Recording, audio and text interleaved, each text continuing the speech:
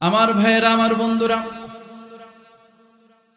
আল্লাহ পাক রব্বুল আলামিন রাসূল করিম সাল্লাল্লাহু আলাইহি সাল্লামের মাধ্যমে আমাদেরকে জানিয়ে দিয়েছেন আল্লাহর হাবিব মুহাম্মদুর রাসূলুল্লাহ, সকলে বলি সাল্লাল্লাহু আলাইহি ওয়াসাল্লাম। তিনি আমাদের জন্য আদর্শ, নেতা হিসেবে আদর্শ, রাসূল হিসেবে আদর্শ, সেনাপতি হিসেবে আদর্শ, রাজনীতিবিদ হিসেবে আদর্শ। সকল দিক দিয়ে আমার প্রিয় নবী মুহাম্মদুর রাসূলুল্লাহ সাল্লাল্লাহু আলাইহি সাল্লামকে আল্লাহ রাব্বুল আলামিন সমগ্র পৃথিবীর সকল মানুষদের মডেল হিসেবে তৈরি করেছেন। জোরে বলি সুবহানাল্লাহ। পৃথিবীর কোন মানুষের আনুগত্য করা ফরজ নয়, শুধুমাত্র আল্লাহর হাবিব মুহাম্মদুর রাসূলুল্লাহ সাল্লাল্লাহু আলাইহি ওয়াসাল্লামের আনুগত্য করাকে আমার আল্লাহ রাব্বুল আলামিন সমস্ত মানুষের জন্য ফরজ করে দিয়েছেন। জোরে বলি সুবহানাল্লাহ। এই পৃথিবী সাজাইতে গিয়ে, এই পৃথিবী পরিচালনা করতে গিয়ে আমরা বিভিন্ন সময় বিভিন্ন নেতার আনুগত্য করি। যেই নেতা দাড়ি রাখে না, টুপি পরে না, নামাজ পড়ে না, রোজা রাখে না, শরীয়ত মানে না, পর্দা মানে না, আল্লাহর বিধান মানে না, ভালোভাবে সূরা ফাতিহা পড়তে পারে না, এমন নেতার আমরা অনেকে আনুগত্য করি কি করি না? কথা বলেন, করি কি করি না? কিন্তু এই সমস্ত নেতাদের আনুগত্য করা আর আল্লাহর হাবিব মুহাম্মদুর রাসূলুল্লাহ সাল্লাল্লাহু আলাইহি সাল্লামের আনুগত্য করা কি এক? কথা বলেন, এক? কখনো এক হতে পারে না। আমার ভাইয়েরা, আমার বন্ধুরা, আমরা নেতা হিসেবে এমন একজনকে পেয়েছি, আল্লাহর হাবিব মুহাম্মদুর রাসূলুল্লাহ সাল্লাল্লাহু আলাইহি সাল্লামকে আল্লাহ রাব্বুল আলামিন এমনে এমনে সমগ্র পৃথিবীর জন্য নেতা হিসেবে আল্লাহ তাআলা নির্বাচন করেন নাই। সমস্ত পৃথিবীর জন্য আল্লাহর হাবিব মুহাম্মদুর রাসূলুল্লাহ সাল্লাল্লাহু আলাইহি সাল্লামকে আল্লাহ পাক রব্বুল আলামিন আমার নবীকে রহমতের নবী হিসাবে প্রেরণ করেছেন। জোরে বলি সুবহানাল্লাহ। এবার আসুন, সেই নবীর উপর আমাদের ঈমান আনতে হবে কি হবে না? কথা বলেন। আল্লাহর হাবিবের উপর যদি আমি আপনি যদি ঈমান যদি না আনি, ইয়াকিন যদি না রাখি, বিশ্বাস যদি না করি, তাহলে কখনো আমরা পূর্ণ মুমিন হইতে পারবো না। আল্লাহর হাবিব বলেছেন, লা ইউমিনু আহাদুকুম হাত্তা আকুনা আহাব্বা ইলাইহি মিন ওয়ালিদিহি ওয়া ওয়ালাদিহি ওয়ান নাসি আজমাইন। তোমাদের মধ্যে তোমরা ততক্ষণ পর্যন্ত মুমিন হইতে পারবে না যতক্ষণ পর্যন্ত তোমার মা, তোমার বাবা, তোমার স্ত্রী, তোমার পরিবার, তোমার ধন সম্পদ, তোমার নেতা, তোমার নেত্রী, দুনিয়ার যা কিছু আছে সব কিছু থেকে যতক্ষণ পর্যন্ত বেশি আল্লাহর হাবিবকে বেশি ভালো না বাসবে, ততক্ষণ পর্যন্ত তোমরা কেউ পূর্ণ মুমিন হইতে পারবে না। জোরে বলে সুবহানাল্লাহ। এবার আমাদের ঈমান একটু আমরা ওজন করি, আমরা একটু ঈমানটাকে আমরা ওজন করি।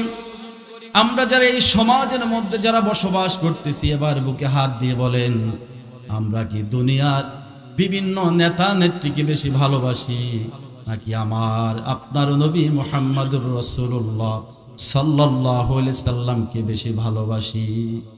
আপনি যদি পাল্লা দিয়ে যদি ওজন করেন, এক পাল্লায় যদি আমার নবীকে যদি রাখা হয়, আরেক পাল্লায় যদি আপনার রাজনীতিবিদের নেতাকে যদি আপনি যদি রাখেন, নিজে যদি একটু অ্যানালাইসিস করেন, নিজে যদি গবেষণা করেন, দেখবেন আমরা দুনিয়ার এই ভোগ বিলাসের দুনিয়ায় পড়ে, ভোগ বিলাসের দুনিয়ার মধ্যে বসবাস করে আল্লাহর হাবিব মুহাম্মদুর রাসূলুল্লাহ সাল্লাল্লাহু আলাইহি সাল্লামের আনুগত্যকে আমরা ভুলে গিয়েছি, রাসূলের মহব্বতকে আমরা ভুলে গিয়েছি।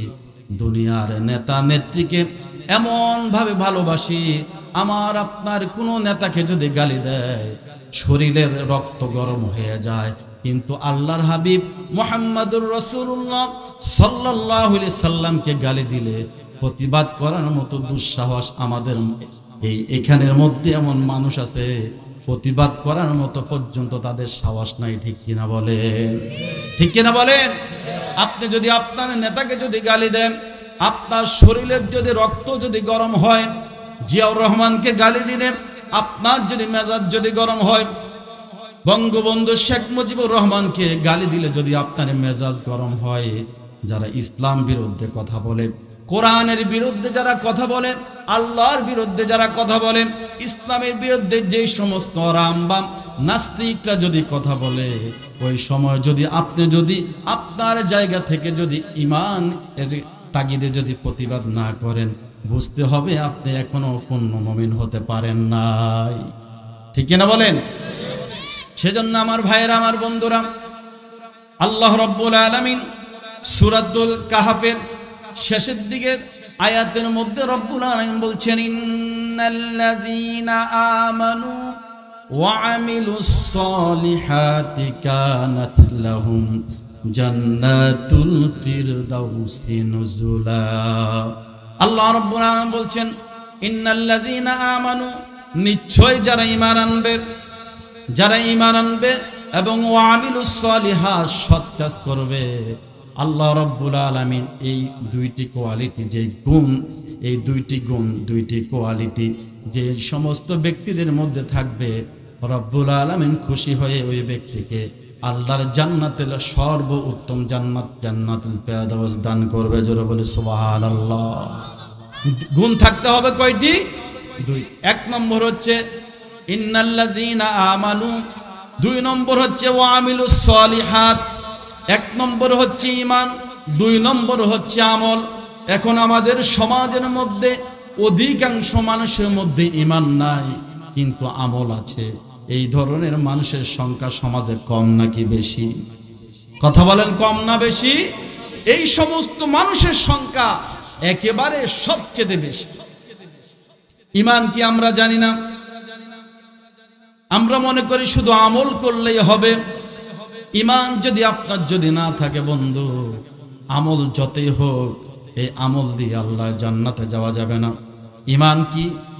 আপনি যদি ঈমানকে প্রশ্ন করেন, ছোট্টকালে আমরা যারা মুক্তবে পড়েছি, ঈমানে মুফাসসাল পড়েছি, আমানতু বিল্লাহি ওয়া মালাইকাতিহি ওয়া কুতুবিহি ওয়া রুসুলিহি ওয়াল ইয়াউমিল আখির ওয়াল কদরি খাইরিহি ওয়া শাররিহি মিনাল্লাহি তাআলা ওয়াল বা'সি বা'দাল মাউত। জোরে বলি আল্লাহু আকবার।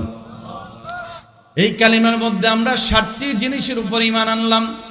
এক নম্বর হচ্ছে আমানতু বিল্লাহ, আমি আল্লাহর উপর ঈমান আনলাম। দুই নম্বর হচ্ছে ওয়া মালাইকাতিহি, আল্লাহর ফেরেশতাগণের উপর ঈমান আনলাম। তিন নম্বর হচ্ছে ওয়া কুতুবিহি, এই কিতাব সমূহের উপর ঈমান আনলাম। চার নম্বর হচ্ছে ওয়া রাসূলিহি, আমি আল্লাহর রাসূলের প্রতি ঈমান আনলাম। পঞ্চম হচ্ছে ওয়াল ইয়াউমিল আখির, আখিরাতের প্রতি ঈমান আনলাম। ষষ্ঠ হচ্ছে ওয়াল কদরি খাইরিহি, ভালো মন্দ তাকদীর যা কিছু হয় সব কিছু আল্লাহ তাআলার পক্ষ থেকে হয়, সেগুলোর উপর আমি ঈমান আনলাম। একেবারে শেষ নাম্বার হলো ওয়াল কদরি খাইরিহি ওয়া শাররিহি মিনাল্লাহি তাআলা ওয়াল বা'সি বা'দাল মাউত, মৃত্যুর পর আমাদেরকে আবার জীবিত করবেন, তার উপর আমরা ঈমান এনেছি। এই 7টি জিনিসের উপর আমি আপনি ঈমান আনলাম। ঈমান আনার পর আমি আপনি নিজেকে মুসলিম বলে দাবি করে, কিন্তু বাস্তব জীবনে আপনি যদি আপনার কর্মের সাথে যদি মিলান, তখন আপনি দেখবেন আপনি কত পার্সেন্ট মুসলমানে আপনি আছেন।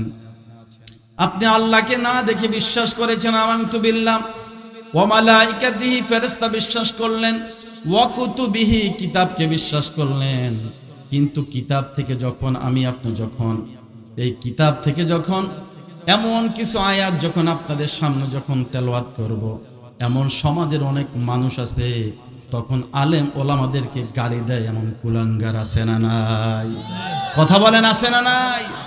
আমরা একটু আগে বিশ্বাস করলাম, আমি ঈমান আনলাম আল্লাহর উপর, আমি ঈমান আনলাম ফেরেশতার উপর, আমি ঈমান আনলাম ওয়া কুতুবিহি, তার কিতাব সমূহের উপর, তার রাসূলগণের উপর, আমি পরকালের উপর, কিয়ামতের উপর ঈমান আনলাম। কিন্তু এই কিতাব থেকে যখন কথা বলা হয়, ওই কথাগুলো যদি আপনি যে দলের আনুগত্য করেন, ওই দলের বিরুদ্ধে যদি আপনার কথা যদি চলে যায়, তাহলে আপনার মেজাজটা গরম হয়ে যায়। এবার আপনাদের কাছে প্রশ্ন হলো, দুনিয়ার দল বেশি বড় নাকি আল্লাহর কোরআন বেশি বড়? আল্লাহর কোরআন হচ্ছে সবচেয়ে বেশি বড়। আল্লাহ রাব্বুল আলামিন বলছেন, আফাতুমিনুনা বিবাদিল কিতাবি ওয়া তাকফুরুনা বিবাদ ফামা জাযাউ মান ইয়াফআলু যালিকা মিনকুম ইল্লা খিজিয়ুন ফিল হায়াতিদ দুনিয়া। আল্লাহ রাব্বুল আলামিন বলছেন, তোমরা কি কোরআনের কিছু অংশ মানবে আর কিছু অংশের সাথে কুফরি করবে? এমন মানুষ এই সমাজের মধ্যে আছে না নাই? কথা বলেন, আছে না নাই? আজকে মানুষ এই কোরআনটাকে কয়েকভাবে বিভক্ত করে দিয়েছেন। যারা পীর মাশায়েখগণ আছেন, যারা খানকানি আছেন, তারা কোরআনের কিছু কিছু আয়াত শুধু তেলাওয়াত করে, এই আয়াত দিয়ে সব সময় তারা আলোচনা করে। যারা নবীর আশেক রয়েছেন, আমি তাদেরকে খারাপ বলবো না, ভালো, কিন্তু যেইভাবে নবীর আশেক সম্পর্কে কোরআনুল কারীমের আয়াতগুলো দিয়ে সব সময় আলোচনা করেন, শুধু এই আলোচনাগুলো যদি আপনি করেন, আর বাকি সম্পূর্ণ কোরআনের আয়াতগুলোকে তেলাওয়াত করবে, কে আমল করবে? সেজন্য আমার ভাইয়েরা, আমার বন্ধুরা, কোরআনুল কারীমের আল্লাহ রাব্বুল আলামিন আমাদের উপর যে নাজিল করেছেন, এই সম্পূর্ণ কোরআনের উপর, কিতাবের উপর ঈমান আনতে হবে কি হবে না? কথা বলেন, হবে কি হবে না? কোনো ব্যক্তি যদি কোরআনুল কারীমের কিছু আয়াত যদি মানে আর কিছু আয়াতকে যদি অস্বীকার করে, ওই ব্যক্তি কখনো মুসলমান হইতে পারে? আমাদের দেশের মধ্যে আপনারা এখানে সবাই জানেন, মির্জা গোলাম আহমদ কাদিয়ানী, তাদেরকে আমরা সবাই কাফের বলি। সবাইকে, এখানের মধ্যে কোনো দল নাই। আওয়ামী লীগ যারা করে তারাও তাদেরকে কাফের বলে, বিএনপি যারা বলে তারাও মির্জা গোলাম আহমদ কাদিয়ানীকে কাফের বলে, নাস্তিক রামবাম অনেকেই মির্জা গোলাম আহমদ কাদিয়ানীকে কাফের বলে, স্বীকার করে। কিন্তু আমি আপনাদেরকে আজকে যে গুরুত্বপূর্ণ ইনফরমেশন দিতে চাই, মির্জা গোলাম আহমদ কাদিয়ানী কোরআনুল কারীমের কয় আয়াত অস্বীকার করেছে? একটা আয়াত অস্বীকার করে নাই। কোরআনুল কারীমের কিছু অংশ, কয়েকটা শব্দ অস্বীকার করার কারণে সবাই সম্মতিভাবে আমরা বলেছি মির্জা গোলাম আহমদ কাদিয়ানী, কথা বলেন, মির্জা গোলাম আহমদ কাদিয়ানী কাফের। এবার আসুন, আল্লাহ রাব্বুল আলামিন বলছেন, আফাতুমিনুনা বিবাদিল কিতাবি ওয়া তাকফুরুনা বিবাদ, তোমরা কি কোরআনের কিছু অংশ মানবে আর কিছু অংশের সাথে কুফরি করবে? যারা এমন করবে, ফামা জাযাউ মান ইয়াফআলু যালিকা মিনকুম ইল্লা খিজিয়ুন ফিল হায়াতিদ দুনিয়া ওয়া ইয়াউমাল কিয়ামাতি ইউরাদ্দুনা ইলা আশাদ্দিল আযাব ওয়া মাল্লাহু বিগাফিলিন আম্মা তা'মালুন। যারা কোরআনের কিছু অংশ মানবে আর কিছু অংশকে কুফরি করবে, বলে হুজুর আমরা তো কোরআনুল কারীম সবটাকে আমরা মানি। আমি বলবো না না না, সব মানেন না। আমি যদি এখন যদি কোরআনের অর্থনীতি যদি আপনাদের সামনে যদি তুলে ধরি, কোরআনুল কারীমের রাজনীতির কথা যদি আপনাদের সামনে যদি তুলে ধরি, তখন কিছু মানুষ বলবে হুজুর আসছে এখানে রাজনীতি করার জন্য, বলবে কি বলবে না? কথা বলেন, বলবে কি বলবে না? কোন ব্যক্তি যদি কোরআনুল কারীমের মধ্যে রাজনীতির গন্ধ খুঁজে, বুঝতে হবে ওই ব্যক্তি এখনো মুসলমান হইতে পারে। এমন মানুষ আছে না নাই? কথা বলেন, আছে না নাই? আমার ভাইয়েরা, আমার বন্ধুরা, আল্লাহ রাব্বুল আলামিন কোরআনুল কারীমের মধ্যে সব কিছু নাজিল করলেন। ওয়ানাজ্জালনা আলাইকাল কিতাবা তিবয়ানাল লিকুল্লি শাই। আল্লাহ রাব্বুল আলামিন কোরআনুল কারীমের মধ্যে বান্দার সকল কিছুর সমস্যার সমাধান আমার আল্লাহ রাব্বুল আলামিন কোরআনুল কারীমের মধ্যে বর্ণনা করে দিয়েছেন। জোরে বলি সুবহানাল্লাহ। এখন আমরা কোরআনুল কারীম থেকে কয়েকটি গুরুত্বপূর্ণ কথা আমি আপনাদেরকে বলবো, যেগুলো আমরা মানি আর যেগুলো আমরা মানি না। যেগুলো মানলে আমরা নিজেকে মুসলিম দাবি করি, আর যেগুলো মানলে আমরা নিজেকে মুসলিম দাবি করি কিন্তু আপনি মুসলমান থাকবেন না। এখন যদি আপনাদেরকে প্রশ্ন করা হয়, আপনি যে কোরআনের উপর ঈমান এনেছেন, নামাজ যে ফরজ, কিভাবে আপনি সেটা স্বীকার করবেন? তিনি বলবেন ওয়া আকিমুস সালাতা ওয়া আতুজ যাকাত। ওয়ারকাউ মা'আর রাকিন। আল্লাহ তাআলা বলছেন ওয়া আকিমুস সালাতা, তোমরা নামাজ কায়েম করো, ওয়া আতুজ যাকাতা, যাকাত প্রদান করো, ওয়ারকাউ মা'আর রাকিন, আর রুকুকারীদের সাথে রুকু করো। তাহলে বোঝা যাচ্ছে এই আয়াত দ্বারা নামাজ এবং রোজাকে ফরজ করে দিয়েছেন কে? আরো জোরে বলেন কে? এবার আসুন, যে আল্লাহ তাআলা নামাজকে ফরজ করেছেন, রোজাকে ফরজ করেছেন, হুজুর কিভাবে রোজা ফরজ?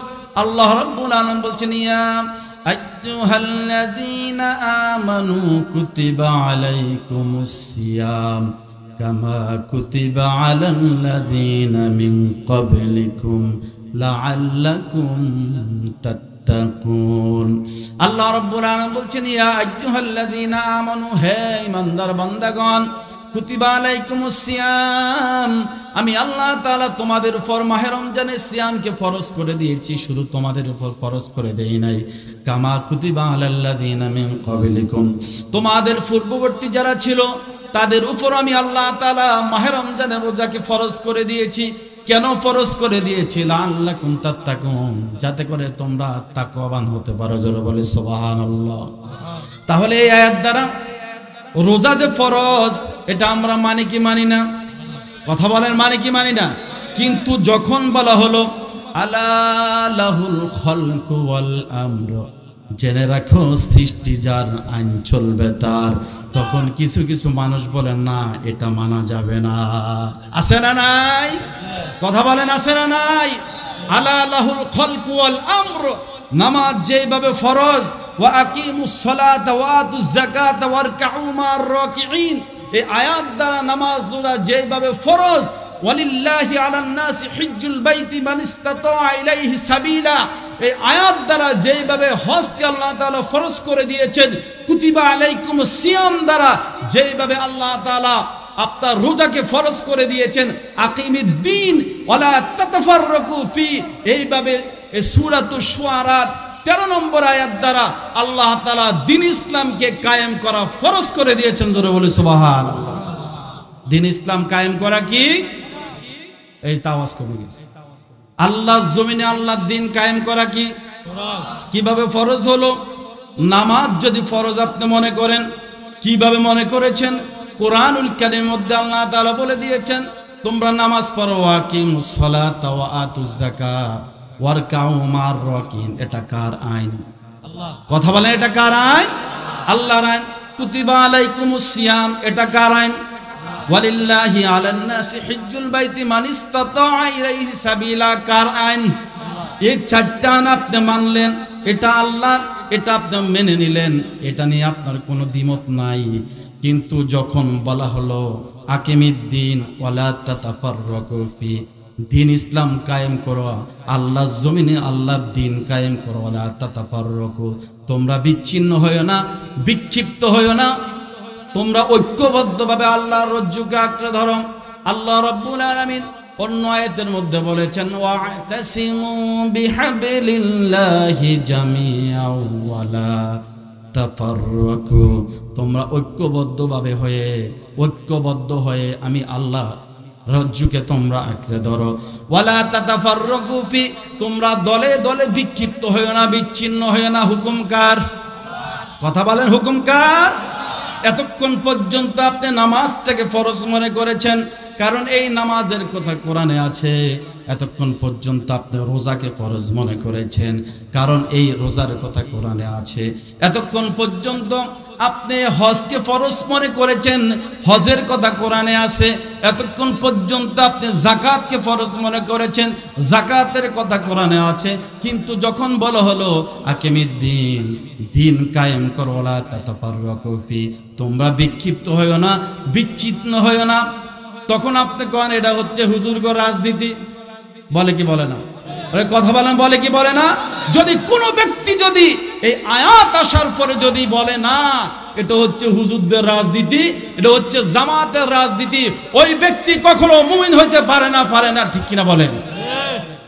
আমার ভাইরা, আমার বন্ধুরা, এবার আসুন, একটা আয়াত শুধু বললাম, এই আয়াতের মধ্যে আল্লাহ তাআলা দ্বীন কায়েমের কথা বলছেন, এটাকে আমরা মানতে নারাজ। আল্লাহ তাআলা আরো বলেছেন এই আয়াত যেভাবে আমল করতে হবে, কোরআনুল কারীমের শুরু থেকে শেষ পর্যন্ত যেভাবে প্রত্যেকটি আয়াতের উপর ঈমান আনা আমাদের জন্য ফরজ করে দিয়েছেন কে? আরো জোরে বলেন কে? আল্লাহ তাআলা ফরজ করে দিয়েছেন।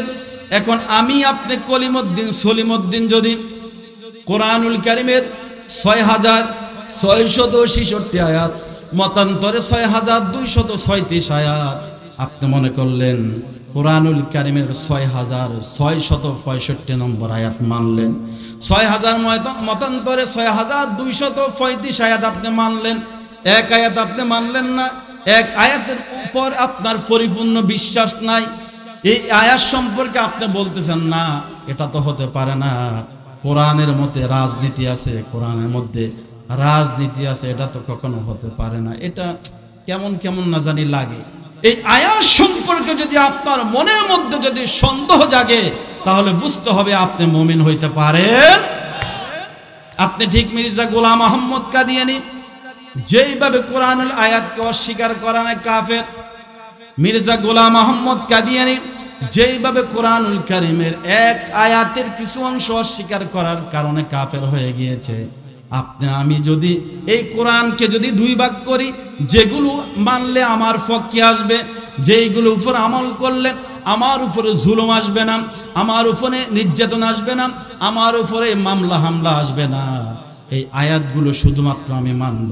আর যেগুলো মানলে আমার উপর জুলুম আসতে পারে, আমার উপরে নির্যাতন আসতে পারে, আমার উপরে মামলা আসতে পারে, আমার উপরে হামলা আসতে পারে, সেগুলো আমি মানব না।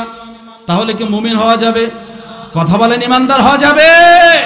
ইমানদার হওয়া যাবে। ইমানদার হতে হলে একেবারে কোরআনুল কারীমের শুরু থেকে শেষ পর্যন্ত আপনাকে আমাকে মানতে হবে কি হবে না? কথা বলা হবে কি হবে না? আপনি যদি না মানেন তাহলে বুঝতে হবে আপনি ইমানদার হতে পারেন। এখন যখন বলা হলো আলা আলাহুল খলকু ওয়াল আমর, জেনে রাখো সৃষ্টি যার, আইন চলবে তার। এতক্ষণ পর্যন্ত আপনি কোরআন দিয়ে নামাজ পড়েছেন, এতক্ষণ পর্যন্ত কোরআনের আইন দিয়ে আপনি রোজা রেখেছেন, এতক্ষণ পর্যন্ত কোরআনের আইন দিয়ে আপনি হজ করেছেন, এতক্ষণ পর্যন্ত কোরআনের আইন দিয়ে আপনি যাকাত আদায় করেছেন। কিন্তু আল্লাহ তাআলা যখন বলছেন আলা লাহুল খলকু ওয়াল আমর, জেনে রাখো সৃষ্টি যার, আইন চলবে তার, তখন আপনি নিজেকে বলতেছেন না এটা তো হতে পারে না। আমার ভাইরা, আমার বন্ধুরা, আল্লাহর কোরআনের আইন দিয়ে নামাজ পড়লে যেমন সমাজের মধ্যে বিশৃঙ্খলা হয় না, রোজা রাখতে গেলে যেমন কোনো সমস্যা হয় না, তদ্রূপ কোরআনের বিধান অনুযায়ী যদি রাষ্ট্র যদি পরিচালিত হয়, সমাজের মধ্যে দুর্নীতি যারা করে, চুরি যারা করে, ডাকাতি যারা করে, এইরকম লোক মনে এই এলাকায় নাই। কথা বলেন, আছে?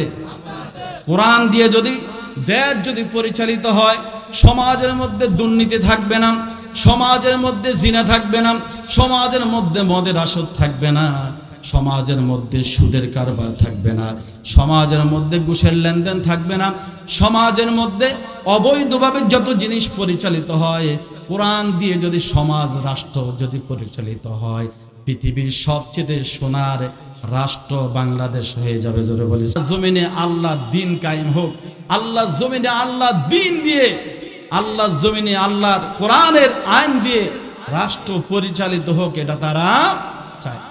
এটা যদি আপনি যদি পালন যদি আপনি যদি না মানেন, আফাতুমিনুনা বিবাদিল কিতাব ওয়া তাকফুরুনা বিবাদ, আপনি এতক্ষণ নামাজের আয়াত মানলেন, রোজার আয়াত মানলেন, হজ্জের আয়াত মানলেন, হজের আয়াত মানলেন, যাকাতের আয়াত মানলেন, কিন্তু যখন বলা হলো আলা লাহুল খলকু ওয়াল আমর, সৃষ্টি যার, আইন চলবে তার, ইনিল হুকমু ইল্লা লিল্লাহ, একমাত্র আইন চলবে কার?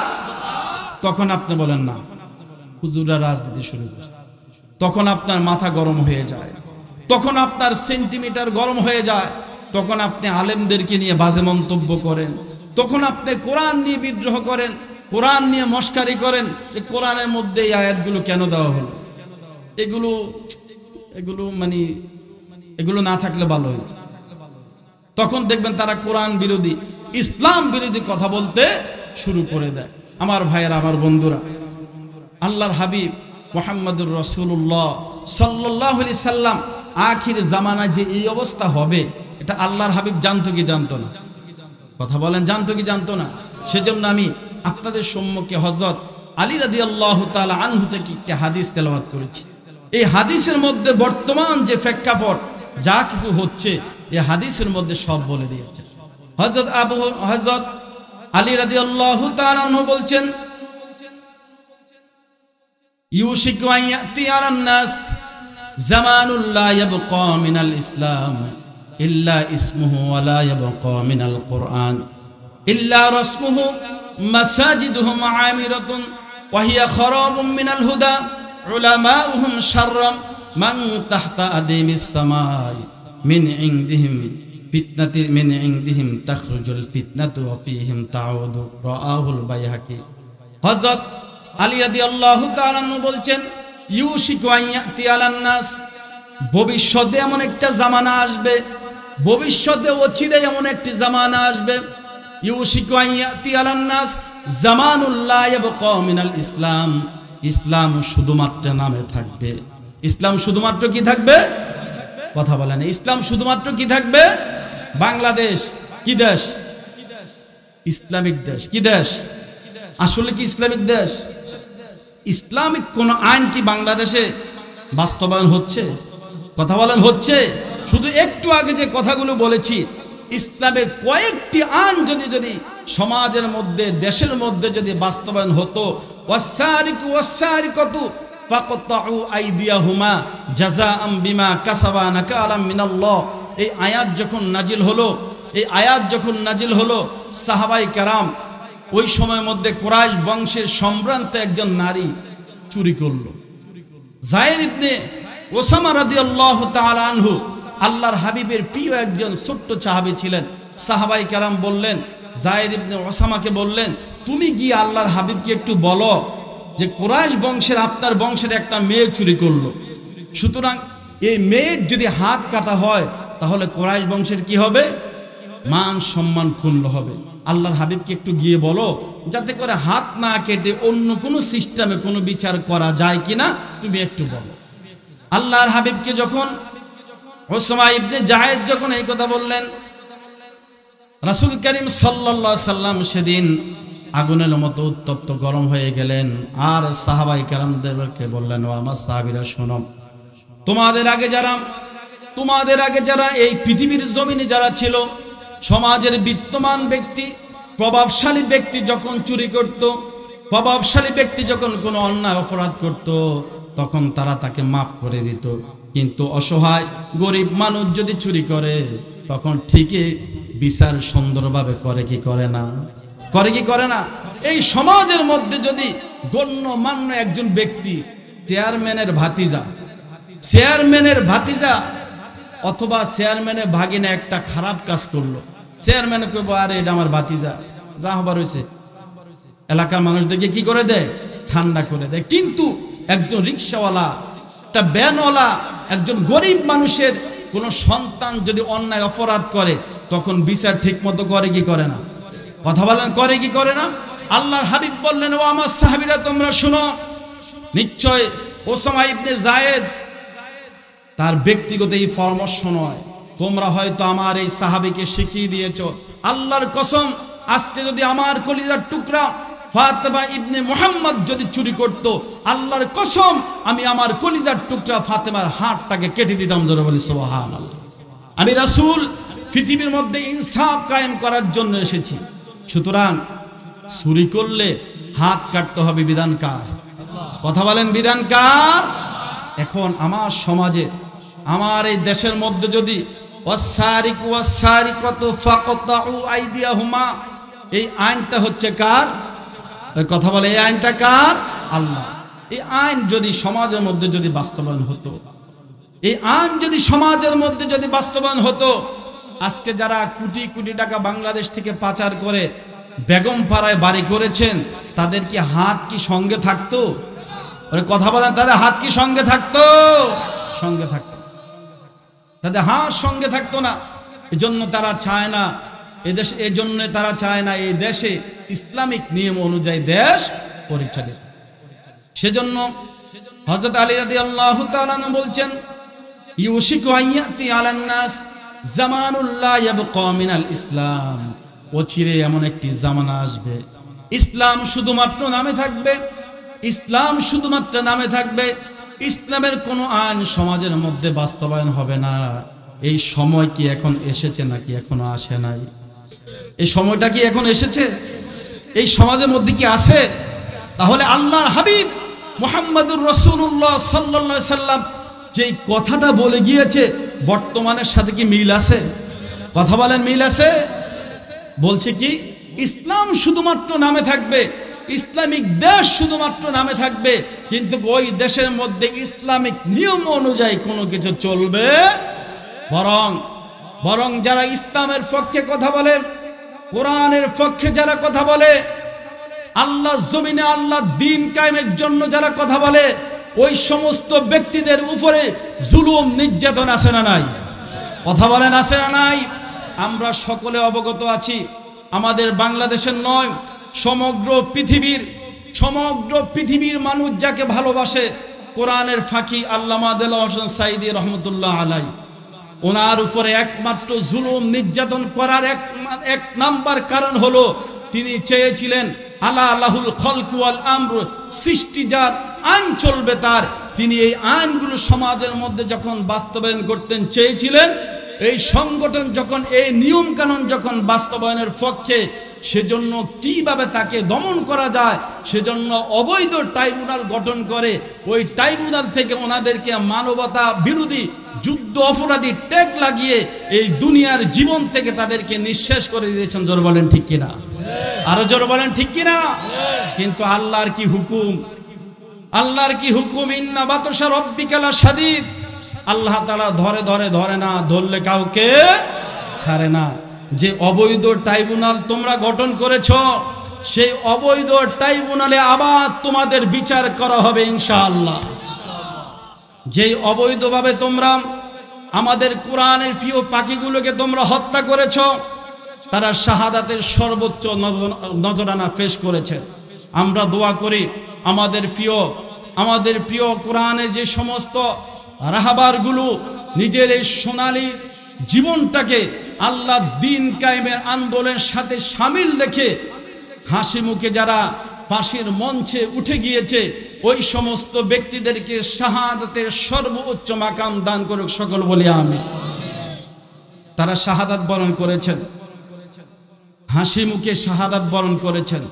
অপরাধ একটাই, ওমা নাকামু মিনহুম ইল্লা আইয়ুমিনু বিল্লাহিল আজিজিল হামিদ।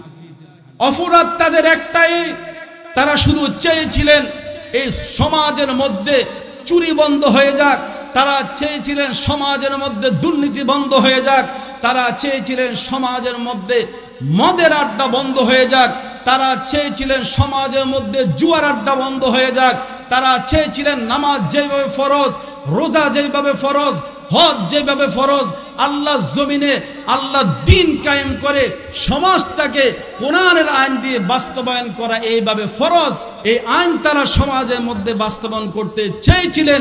সেজন্য স্বৈরাচার জালিম শাসক ওনাদেরকে মিথ্যা তুহমত দিয়ে, মিথ্যা অভিযোগ দিয়ে ওনাদেরকে এই পৃথিবী থেকে শেষ করে দিয়েছে। জোরে বলেন ঠিক কিনা? এটাই ওনাদের অপরাধ, এটাই ওনাদের অপরাধ। আল্লাহ তাআলার হয়তো ওনাদেরকে নিয়ে গিয়েছেন, ওনাদেরকে শাহাদাত সর্বোচ্চ মাকাম হিসাবে আল্লাহ তাআলা আশা করি ওনাদেরকে সর্বোচ্চ স্থান আল্লাহ তাআলা দিবেন। কিন্তু আমরা অভিভাবক শূন্য হয়ে গিয়েছি, আমরা অভিভাবক শূন্য হয়ে গিয়েছি, যাদের কথা শোনার জন্য পৃথিবীর বিভিন্ন প্রান্ত থেকে মানুষ মৌমাছির মতো সব সময় মানে তাক লাগিয়ে থাকে। এখন পর্যন্ত ইউটিউবের মধ্যে, এখন পর্যন্ত ফেসবুকের মধ্যে সবচেয়ে আলোচিত ব্যক্তির নাম হচ্ছে আল্লামা দেলোয়ার হোসেন সাঈদী সাহেব। উনি চলে গিয়েছেন, উনি যে কথাগুলো বলে গিয়েছেন, এই কথাগুলো বর্তমানে আমাদের সমাজের মধ্যে বাস্তবে অনেকগুলো মিলে গিয়েছে নাকি যায় না, মিলে গিয়েছে। সেজন্য হযরত আলী রাদিয়াল্লাহু তাআলা আনহু বলছেন, ইউশিকু আইয়াতি আলান নাস জামানুল লা ইয়াবকা মিনাল ইসলাম ইল্লা ইসমুহু ওয়া লা ইয়াবকা মিনাল কোরআন। ইসলাম শুধুমাত্র নামও থাকবে, ইসলাম শুধুমাত্র নামে থাকবে, ইসলামের কোন আইন সমাজের মধ্যে বাস্তবায়ন হবে ইল্লা রাসমুহু মাসাজ। তারপরে বলছেন লা ইয়াবকা মিনাল ইসলাম ইল্লা ইসমুহু ওয়া লা ইয়াবকা মিনাল কোরআন। এই কোরআন শুধুমাত্র নামে থাকবে, এই কোরআনের কোন আইন সমাজের মধ্যে বাস্তবায়ন হচ্ছে, কথা বলেন হচ্ছে? কোরআনের কোন আইন কি সমাজের মধ্যে বাস্তবায়ন হচ্ছে? ইল্লা ইসমুহু ওয়া লা ইয়াবকা মিনাল কোরআন। কোরআনের কোন আইন সমাজের মধ্যে বাস্তবায়ন হচ্ছে না। অথচ আল্লাহ তাআলা বলছেন ওমান লাম ইয়াহকুম বিমা আনজালাল্লাহু ফাউলাইকা হুমুল কাফিরুন ওমান লাম ইয়াহকুম বিমা আনজালাল্লাহু ফাউলাইকা হুমুল ফাসিকুন ওমান লাম ইয়াহকুম বিমা আনজালাল্লাহু ফাউলাইকা হুমুজ জালিমুন। যারা আল্লাহর কোরআনের বিধান অনুযায়ী বিচার ব্যবস্থা ফয়সালা করবে না তারা হচ্ছে কাফের। ওমান লাম ইয়াহকুম বিমা আনজালাল্লাহু ফাউলাইকা হুমুল ফাসিকুন। যারা আল্লাহর কোরআন দিয়ে আল্লাহর কোরআনের বিধান অনুযায়ী বিচার ব্যবস্থা ফয়সালা করবে না তারা হচ্ছে ফাসিক। ওমান লাম ইয়াহকুম বিমা আনজালাল্লাহু ফাউলাইকা হুমুল কাফিরুন, তারা হচ্ছে কাফের। ওমান লাম ইয়াহকুম বিমা আনজালাল্লাহু ফাউলাইকা হুমুজ জালিমুন। যারা আল্লাহর কোরআনের বিধান অনুযায়ী বিচার ব্যবস্থা ফয়সালা করবে না তারা হচ্ছে জালেম। কথাগুলো কার? আরো জোরে বলেন কার? এখন আল্লাহ তাআলা জালেম বলছে, আমি আপনি যদি জালেম বলি অনেকের মাথা গরম হয় কি হয় না? কথা বলেন হয় কি হয় না? তাহলে আল্লাহ রাব্বুল আলামিন বলছেন যারা আল্লাহর কোরআন অনুযায়ী বিচার ব্যবস্থা যারা ফয়সালা করবে না তারা হচ্ছে জালেম। আপনি ওদেরকে যখন বিচার ব্যবস্থা যারা আজকে যারা বিচার ব্যবস্থা করতেছে ওরা কি আল্লাহর কোরআনের বিধান অনুযায়ী কি বিচার করে? বলে কথা বলেন আল্লাহর কোরআনের বিধান অনুযায়ী কি বিচার করে? তাহলে যারা আল্লাহর কোরআনের বিধান অনুযায়ী বিচার ব্যবস্থা ফয়সালা করবে না তারা আল্লাহর এই কোরআন অনুযায়ী কোরআনের আইন অনুযায়ী তারা হচ্ছে কাফের। তারা কি জালেম, তারা কি ফাসিক। এখন একটু আগে আমি বলছি যে আমরা প্রত্যেকে মুসলমান দাবি করি, কিন্তু আল্লাহ তাআলা কোরআনের সাথে যদি আমি আপনি যদি আয়াতগুলো যদি মিলাই, আমি আপনি যদি আয়াতগুলো যদি একটু মিলিয়ে যদি গবেষণা করে দেখি তাহলে দেখা যাবে আমরা কতজন প্রকৃত মুসলমান রয়েছি। আমল তো বাস্তবায়ন করা তো দূরের কথা, এই কোরআনের আইন বাস্তবায়ন হোক এটার পক্ষেও তো অনেক মুসলমান নাই, আছে না নাই? আরে ভাই বাস্তবায়ন হওয়া তো দূরের কথা, কিন্তু ঈমান আনতে হবে কি হবে না? আল্লাহ তাআলা যে কথাগুলো বলেছে এই কথাগুলোর উপর ঈমান আনতে হবে কি হবে না? ঈমান আনতে হবে। হয়তো আমল হয়তো কম হতে পারে, বেশি হতে পারে, কিন্তু আমি যদি এই কথাগুলোর উপর যদি ঈমান যদি না আনি, এই কোরআনের উপর শুরু থেকে শেষ পর্যন্ত যদি আমি বিশ্বাস যদি না করি, আপনি নিজেকে হয়তো মুসলিম দাবি করতে পারেন কিন্তু কোরআনের বিধান অনুযায়ী আপনি মুসলমান হতে পারেন না। লা ইয়াবকা মিনাল ইসলাম ইল্লা ইসমুহু ওয়া লা ইয়াবকা মিনাল কোরআন রাসমুহু মাসাজিদুহুম আমিরাতুন ওয়া হিয়া খরাবুম মিনাল হুদা। ওই সময় মসজিদগুলো হবে অনেক জাঁকজমকপূর্ণ, কিন্তু মসজিদগুলো হবে হেদায়েত শূন্য। আছে না নাই? কথা বলেন আছে না নাই? বাংলাদেশে এখন জাঁকজমকপূর্ণ মসজিদের কোনো অভাব নাই, কিন্তু ওই মসজিদের ইমাম সাহেব যখন সুদের বিরুদ্ধে কথা বলে, ঘুষের বিরুদ্ধে কথা বলে, দুর্নীতির বিরুদ্ধে কথা বলে, রাষ্ট্র সংস্কারের বিরুদ্ধে কথা বলে, তখন ইমাম সাহেবের ইমামতি শেষ। আছে না নাই? কথা বলেন আছে না নাই? আল্লাহর হাবিব বলেছেন ওই সময় মসজিদগুলো হবে জাঁকজমকপূর্ণ, কিন্তু মসজিদ থাকবে হেদায়াত শূন্য। এটা কি আমার কথা? কথা বলেন এটা কি আমার কথা? কার কথা? আল্লাহর হাবিবের। আল্লাহর হাবিবের কথা। আর এই মসজিদগুলো হেদায়েত শূন্য হওয়ার কিছু কারণ হচ্ছে মসজিদ কমিটি। কারণ মসজিদ কমিটি সম্পর্কে কোরআন আয়াত আছে না নাই? কথা বলেন মসজিদ কমিটি সম্পর্কে কোরআন আয়াত আছে না নাই? আল্লাহ তাআলা বলছেন ইন্নামা ইয়ামুরু মাসাজিদাল্লাহ মান আমানা বিল্লাহ ওয়াল ইয়াউমিল আখির ওয়া আকামুস সালাতা ওয়া আতুজ যাকাতা ওয়া লাম ইয়াখশা ইল্লাল্লাহ ফাআসা উলাইকা আন ইয়াকুনু মিনাল মুহতাদিন। নিশ্চয় মসজিদ আবাদ করবে তারা যারা মান আমানা বিল্লাহ আল্লাহর প্রতি পরিপূর্ণ ঈমান আনবে, ওয়াল ইয়াউমিল আখির আখিরাতকে বিশ্বাস করবে, ওয়া আকামুস সালাতা এবং সালাত কায়েম করবে, ওয়া আতাজ যাকাত এবং যাকাত আদায় করবে, ওয়ালাম ইয়াখশা ইল্লাল্লাহ, আল্লাহকে প্রকৃত অর্থে ভয় করবে। এই 5টি গুণ যাদের মধ্যে থাকবে তারাই হবে মসজিদ কমিটি। এবার আপনি পুরা শাহরাস্তি থানার মধ্যে যদি 100 মসজিদ যদি আপনি কমপক্ষে যদি থাকে, এই 5টি গুণ সম্পন্নওয়ালা মসজিদ কমিটি 2-1টার মধ্যে পাওয়া যাবে কিনা সন্দেহ আছে না নাই? কথা বলে আছে না নাই? অধিকাংশ মসজিদ কমিটির সভাপতি হচ্ছে সুদখোর, অধিকাংশ মসজিদ কমিটির সেক্রেটারি হচ্ছে ঘুষখোর, অধিকাংশ মসজিদ কমিটির ক্যাশিয়ার হচ্ছে দুর্নীতিবাজ, আছে না নাই? ইমাম সাহেব যখন কথা বলে, কয় আরে কার বিরুদ্ধে কথা বলবো, ডাইনে তাকায় দেখে সেক্রেটারি, বামে তাকায় দেখে সভাপতি, সামনে তাকায় দেখে ক্যাশিয়ার। যেই দিকে কথা বলে এইদিকে বিপদ আছে না নাই? ওই কথা বলে আছে না নাই? একটু যদি ঘুষের বিরুদ্ধে কথা বলে, ক্যাশিয়ার কয় আপনি জানেন আমি ঘুষ খাই, তাহলে আপনি আলোচনাটা করলেন কি? আরে ও বুঝছি, আপনার মনে কেডা কইছে আমি যে ঘুষ খাই, আছে না নাই? যদি সুদের বিরুদ্ধে বলে, ক্যাশিয়ারে কয় আমি যে সুদ খাই আপনার মনে কে কইছে, নইলে আপনি আজকে যেই ওয়াজ করছেন সব একবারে আমার গাত, আছে না নাই? কথা বলে আছে না নাই? এরকম সুদখোর ঘুষখোর মসজিদ কমিটির মধ্যে আছে না নাই? মসজিদের ইমাম পাল্টানো অনেক সহজ, মসজিদের ইমাম পরিবর্তন করা অনেক সহজ, কিন্তু মসজিদ কমিটি থেকে সুদখোর ঘুষখোর দুর্নীতিবাজ কমিটি পরিবর্তন করা অনেক কঠিন, ঠিক কিনা বলে? এগুলো যদি পরিবর্তন না হয়, মসজিদের মিম্বর হচ্ছে ইমামদের জন্য আমানত। এখানের মধ্যে দাঁড়িয়ে কাউকে ভয় পাওয়া যাবে না। এখানের মধ্যে দাঁড়িয়ে ইমামের কাজ হচ্ছে যেটা সত্য তাকে সেখানে বলতেই হবে, ঠিক কিনা বলেন? আমার সম্ভবত 2014 অথবা 15 সালে আমি এক জায়গায় যে কোনো কারণে রাগ করে মসজিদ ছেড়ে দিয়েছিলাম। তো এক মসজিদে গিয়েছিলাম, ওইখানে আবার সব একবারে শাহপুরের ভক্ত, আবার কিছু লোক আছে বিএনপি পন্থী। ওই সময় আমার দেশ পত্রিকা ছিল, তো পত্রিকার মধ্যে একদিন আসলো আমাদের সাবেক এক প্রধানমন্ত্রীর ছেলে, তিনি খ্রিস্টান না জানি ইহুদির মেয়ে বিয়ে করতেছে। পরের দিন মানে 2-1 দিন পরে মসজিদের শুক্রবার, তা আমি জুমার বয়ানের মধ্যে তুলে ধরলাম, মান রাআ মিনকুম মুনকারান ফালিগাইরহু বিয়াদিহি ফাইল্লাম ইয়াস্তাতি ফাবিলিসানিহি ফাইল্লাম ইয়াস্তাতি ফাবিকলবিহি ওয়া যালিকা আদাফুল ঈমান। তোমাদের সামনে যদি ইসলাম বিরোধী যদি কার্যকলাপ আসে, তাহলে তোমরা হাত দিয়ে বাধা দাও, তাহলে তোমরা মুখ দিয়ে প্রতিবাদ করো, সেটাও যদি না পারো অন্তরে কি করো? ঘৃণা করো। তো আমি আজকে দেখলাম যে পত্রিকাতে আসছে একজন ব্যক্তি নাকি খ্রিস্টানের মেয়ে বিয়ে করবে, না জানি পত্রিকাতে আসছে এরকমেরই তথ্য আসছে। এখন বক্তব্য দেওয়াকালীন একজন আমাকে খুব আকার ইঙ্গিতে বলতেছে, হুজুর এটা আপনি বন্ধ করেন।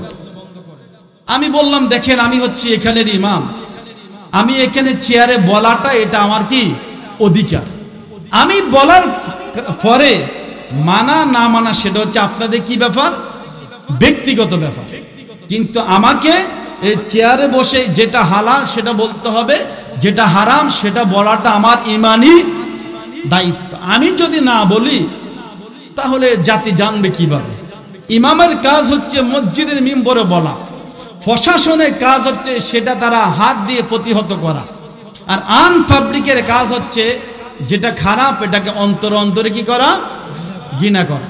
আমার কাজ এখানে মধ্যে ঘুষের এখানে মধ্যে ঘুষ লেনদেন চলতেছে, মনে করেন এখানে মধ্যে মদের আসর চলতেছে, এখানে মধ্যে জুয়ার আসর চলতেছে, আমি হয়তো আপনাদেরকে বলতে পারবো, কিন্তু আমি যদি সেখানে মধ্যে অ্যাটাক করি উল্টা আমার উপর হামলা আসবে কি আসবে না? এটা যে হারাম এটা আমি মানুষকে বলানো হচ্ছে আমার ইমানি দায়িত্ব, যে জুয়া খেলান হারাম, তাস খেলা হারাম, মদ খাওয়া হারাম, এগুলো হারাম। এটা প্রশাসনের দায়িত্ব হচ্ছে এটাকে প্রতিহত করা, আর আনপাবলিকের কাজ হচ্ছে অন্তরে ঘৃণা করা। আমি যখন এই কথা বললাম, নামাজের পরে উনি আসলেন আমার হুজরাখানে, এসে বলতেছেন হুজুর আপনাকে আমি অনেকবার ইঙ্গিত দিয়েছি এই কথাগুলো না বলার জন্য, আপনি তারপরেও বলছেন। আমি কি কয় আপনি আমাদের প্রধানমন্ত্রী ছেলের বিরুদ্ধে বলছেন? আমি বলছি না, আমি কোনো প্রধানমন্ত্রীর ছেলের বিরুদ্ধে বলি নাই, আমি বলছি ইসলামের বিবাহের যে পূর্ব একটা শর্ত রয়েছে, পাত্র পাত্রী অবশ্যই তাদেরকে কি হতে হবে? মুসলিম হতে হবে। যদি পাত্র যদি মুসলিম হয়, পাত্রী যদি হিন্দু হয়, খ্রিস্টান হয়, ইহুদি হয়, ওই বিবাহ কখনো বৈধ হবে না, হবে না, হবে না। বিধানকার বিধানকার আল্লাহ। আমি এটা বলেছি নাম্বার 1। 2 নম্বরে আমি বললাম দেখেন, বিবাহটা হচ্ছে আল্লাহর হাবিবের একটা সুন্নাহ। আন নিকাহু মিন সুন্নতি মান রাগিবা আন সুন্নতি ফালাইসা মিন্নি। আল্লাহর হাবিব বলছে বিয়েটা হচ্ছে আমার একটা সুন্নাহ, যে ব্যক্তি আমার এই সুন্নাহ থেকে দূরে চলল, আমার এই সুন্নাহ থেকে পরিত্যাগ করলো, সে আমার আদর্শ লোক হতে পারে। 2 নম্বর গেল এটা। 3 নম্বর হচ্ছে, মনে করেন ওই ছেলে ওই মেয়ে বিবাহ করলো, মনে করেন বিবাহ করলো, বিবাহের পরে মনে করেন তাদের ঘরে একটা সন্তান আসলো, আসার পরে বাবা যদি মুসলিম হয় সে বলবে নাম রাখা আব্দুল্লাহ, আর মা যদি হিন্দু হয় সে তার নাম রাখা সুরঞ্জিত সেনগুপ্ত। বলবে কি বলবে না? কথা বলেন, বলবে কি বলবেন? আমি এইভাবে মসজিদে বলছি, যদি দুইজন যদি 2 ধর্মের হয় কি কি সমস্যা হতে পারে আমি সেটা তুলে ধরলাম। বাবা যদি মুসলিম হয় তিনি বলবে নাম রাখা আব্দুল্লাহ, মা যদি খ্রিস্টান হয় তিনি নাম রাখবে, বলবে ডোনাল্ড ট্রাম্প বা জর্জ বুশ, তাদের ধর্ম অনুযায়ী একটা রাখতে বলবে। নাম্বার 3 হলো, আল্লাহ রাসূল বলছে সন্তানের যখন বয়স 7 হয় তখন তোমরা তাকে কি করো? নামাজের প্রতি তাগিদ দাও। এখন মা যদি মুসলিম হয় তিনি বলবে মসজিদে যাও, আর বাবা যদি ইহুদি অথবা খ্রিস্টান বা হিন্দু হয় তিনি বলবে মন্দিরে যাও। তাহলে এই বাচ্চা কোথায় যাবে? সুতরাং এই মেসেজটা আপনাদেরকে দেওয়া আমার ইমানি দায়িত্ব। কোন ব্যক্তি যদি এইভাবে যদি বিয়ে করে, ওই বিবাহ শরীয়ত এলাও করবে না, ওই বিবাহ কখনো জায়েজ হবে। আমি বলার পরে উনি জুমার পরে এসে বললেন, হুজুর যে কাজটা করছেন আপনি ঠিক করেন নাই, আপনি কোনো একটা দল করেন। আমি বললাম বিশ্বাস করেন আমি এখনো ভোটার হই নাই, আরো 10 বছর আগে আমি এখনো ভোটার হই নাই। কয় আপনি কোন পীরের মুরিদ? আমি কই আমি তো এখনো কোনো পীরের মুরিদও হই নাই। মানে আমাকে যেভাবে হোক ফেসের মধ্যে পালাবে। আমি কেন এই কথাগুলো বললাম? পরে আমি বলছি দেখেন আমি ভোটার হই না 1 নম্বর, আর 2 নম্বরে আমাদের ওইদিকে জোনপুর ফুরফুরা ওই ফিসাবগুলো আমাদের ওয়ার্ক স্কুলে যায়, আমরা মোটামুটি আমাদের ওই ফিসাবগুলোর ভক্ত। ওই ফিসাবের বাড়িকে আমি বলছি ভারত, এটা বলাতে আর কিছু বললো না। কিন্তু ভিতরে ভিতরে সে আমার বিরুদ্ধে অনেক চক্রান্ত ষড়যন্ত্র করলো। পরে কয়েকদিন পরে আমি সেখান থেকে বিদায় নিয়ে চলে আসলাম। আমি আপনাদেরকে এটাই বুঝাইতে চেয়েছিলাম, মসজিদ কমিটির লোক যদি বিচক্ষণ যদি না থাকে, ইমানদারওয়ালা যদি না থাকে, আল্লাহওয়ালা যদি না থাকে, মসজিদের ইমাম যিনি হবে তিনি সঠিক কথাগুলো বলতে পারবে। বলতে গেলে বাধা দিবে, বলতে গেলে সেখানের মধ্যে হামলা মামলা শিকার হতে পারে। হযরত আলী রাদিয়াল্লাহু তাআলা আনহু বলছেন, মাসাজিদুহুম আমিরাতুন ওয়া হিয়া খারাব মিনাল হুদা। ওই সময় মসজিদগুলো হবে জাকজমকপূর্ণ, কিন্তু মসজিদ থাকবে হেদায়াত শূন্য। তারপরে বলছে উলামাউহুম শাররাম মান তাহতা আদিমিস সামা। ওই সময়ের আলেমগুলো হবে সমাজের মধ্যে সবচেয়ে নিকৃষ্ট। বর্তমান সমাজের মধ্যে অনেক আলেম রয়েছে, বর্তমান সমাজের মধ্যে অনেক আলেম রয়েছে। আল্লাহর হাবিবের এই কথা অনুযায়ী বলছে ওই সময় আলেমগুলো হবে সমাজের মধ্যে নিকৃষ্ট। কেন নিকৃষ্ট হবে? কেন হবে? মিন ইনদিহিম তাখরুজুল ফিতনাতু ওয়া ফীহিম তাউদু। এক আলেম আরেক আলেমের বিরুদ্ধে ফতোয়া দিবে। ফতোয়াবাজি আছে না নাই? কথা বলেন আছে না নাই? ফতোয়া, এ ফতোয়া দিবে এ কাফের, এ ফতোয়া দিবে এটা চলবে না, এ ফতোয়া দিবে অমুকে কেন এটা করলো, এটা জায়েজ নাই, এটা হারাম।